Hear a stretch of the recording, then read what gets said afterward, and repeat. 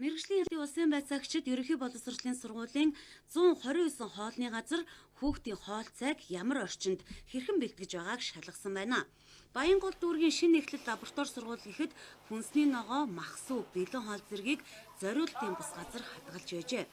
Энэ тохиолдолд хүнсний бүтээгдэхүүн амархан муудаж хүүхэд хордох эрсдэл үүсэж байгаа юм.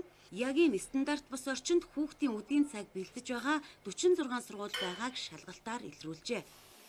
Хүнсний бүтээгдэхүүн аюулгүй байдлын тухай 6-гийн 5 дээр мах сүүний үйлдвэр за дээрээс хүүхдийн сүүн тижэл болно. Ийм хүүхдийн одоо хоол тэжээлтэй холбоотой ийм газрууд дээр бол мэргэжлийн хэлтийн байгууллагын дүгнэлт гаргасан байх ёстой.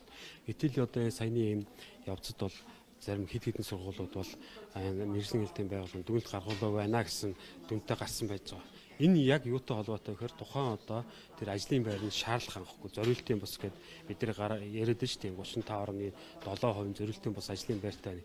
Эдгээр газрууд маань шаардлага хангахгүй учраас манай мэргэжлийн хэлтийн байгууллагаас дүгнэлт гаргаж өгөхгүй байгаа юм.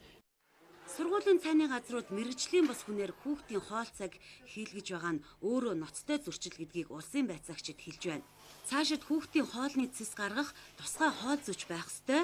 Хяналт шалгалтаар Баянзүрх дүүргийн 53, Чингэлтэй дүүргийн 5, 37 дугаар сургууль хаяг шошгоны зөрчилтэй хоол амтлагч хүүхдийн хоолнд хэрглэж байжээ. Зүгээр одоо нийтийн үйлчлэгтэй цайны газар ажиллуулж исэн, тоогооч хийж исэн ч гэдэг юм уу. Тиймэрхүү хүмүүс бол ажиллуулж байгаа нь одоо энэ тал дээр бол бас яг учир дутагдaltaй байна.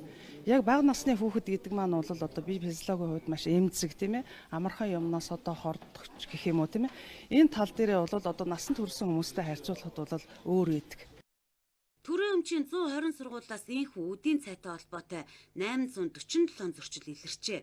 Нийт зөрчлийн 53%-ийг газар дээр нь арилгуулсан, харин зөрчлийн тухай хуулиар 14 хуулийн этгээдэд 9 сая 400 төгрөгийн торгуул ногдуулсан байна.